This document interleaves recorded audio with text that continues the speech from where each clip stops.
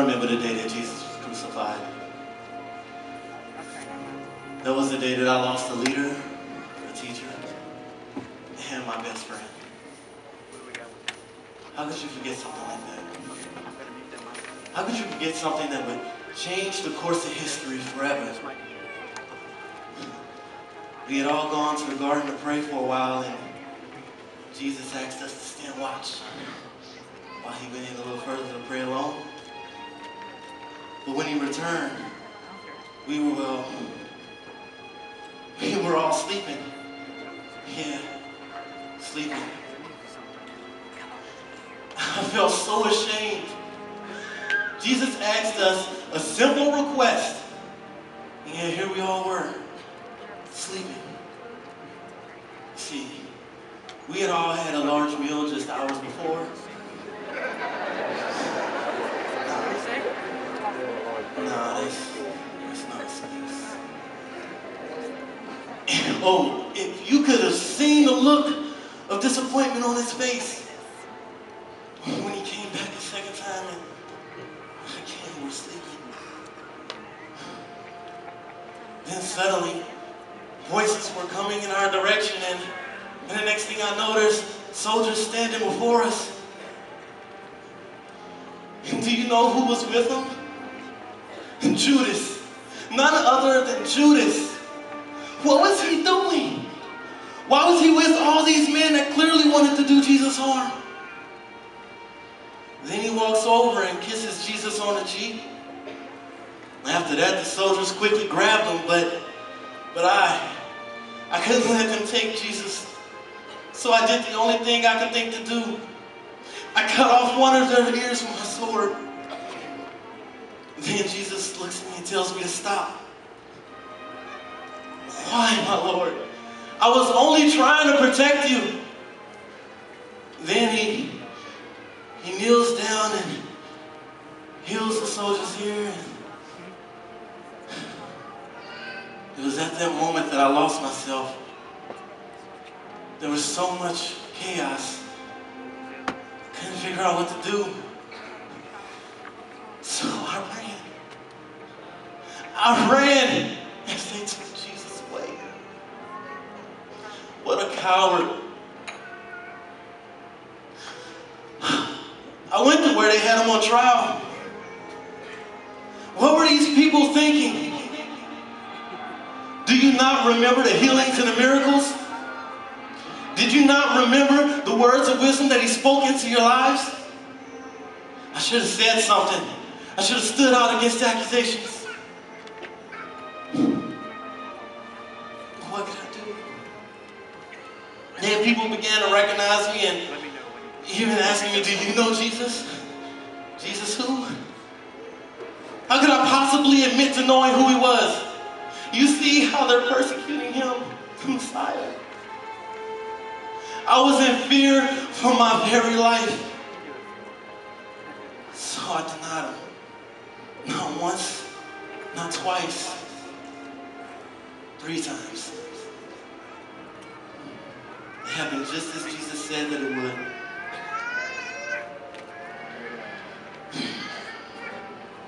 Then I just stood and did nothing. I just stood by and watched as they nailed him to the cross. My king, my best friend. This was a man who could command the wind and the sea. And yet he did nothing.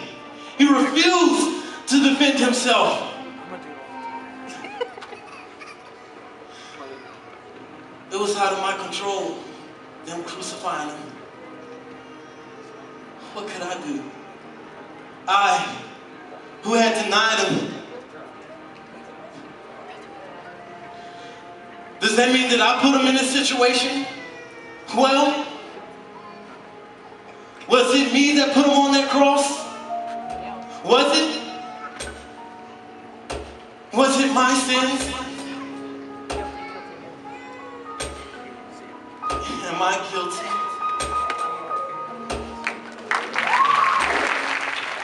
I consider myself to be a good student. I get to class on time. I get all my assignments done, and I even throw in some extra credit when I have the time. I'm on several sports teams, and I head up many of my high school activities. Oh, how could I forget? I'm also actively involved with my church. It'll look great on my college applications.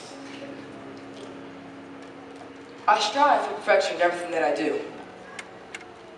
And, well, most of the times I do succeed. The times that I don't succeed, you better believe that I will try and try until I get it perfect. Am I a perfect person? No, I'm afraid not. Just recently I made a very small error in judgment. But it was big enough to bother me until right now. Remember I was telling you I was actively involved with my church? Well, one night after service, my pastor came up to me and asked me if I'd like to head up the Bible club in my high school. It sounded like a great idea. I've heard all these great stories about people starting these Bible clubs and everybody getting the Holy Ghost, but wasn't there anyone else who could do it? I mean, really, just think about it. How would it play out if I stood up in the middle of the cafeteria or stood on the 50-yard line and started just telling people about Jesus? They'd all probably look at me like I was crazy. I mean, there are other ways to tell people about Jesus, more subtle ways, but it'd be way too embarrassing. So anyways, I told them that I didn't have enough time. I had way too much going on, which was a lie. Why did I lie? I could have said no and he would have understood. It was really strange. The next day, I saw one of my best friends. She was walking around kind of adamant, kind of like she was in deep thought. I asked her what was on her mind, and she said Jesus. Huh? Why would she be thinking about Jesus? She never said anything to me about it before, and I actually never said anything. Remember I told you church life, school life separate? Well, anyways, she asked me how much I knew about him and why he died on the cross. I told her I didn't know much, and maybe she should check with someone else. Good grief, why did I just do that? I could have told her everything she needed to know. Maybe I could have invited her to church. But instead I lied. I lied about my God, the one that I serve, the one that I go to church every Sunday and every Thursday for. But it's over now. And I didn't tell her anything. And we kind of moved on. Well, I didn't move on. I'm a good kid. And I made a mistake. Hopefully God will forgive me. I'll just have to try again.